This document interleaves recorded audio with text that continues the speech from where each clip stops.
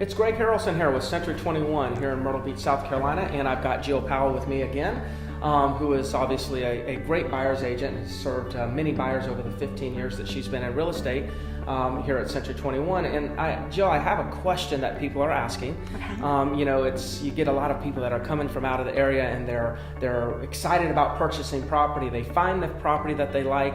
They know exactly what price that they want to offer, and then all of a sudden they go to write the contract and they have to put an earnest money deposit down. So people always ask, well, why do I have to put an earnest money deposit down?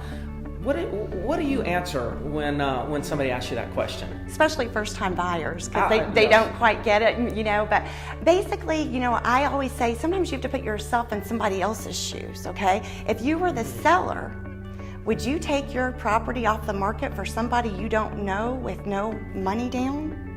So we have to put you in the best position we can put you in. And if we're going to represent you, we're going to encourage you to put down a good amount of earnest money that the seller will be inclined to take his property off the market so he doesn't seek any other contracts, because your contract would be rather weak.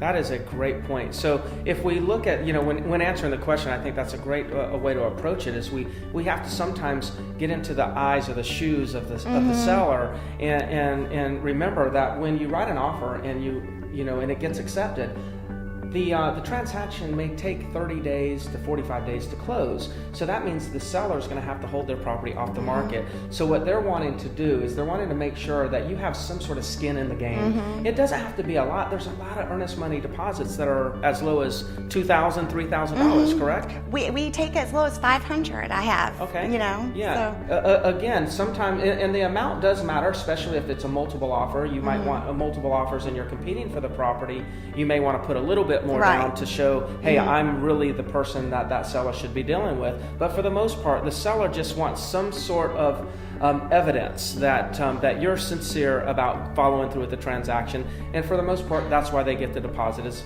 Otherwise, they feel like you might disappear on them. Right. And we have We've had that happen before, so absolutely. Well, good. Well, hopefully that tip helps you. And, if you're interested in purchasing in Myrtle Beach, South Carolina, please contact Jill, contact myself. We're here to serve you. Talk to you soon.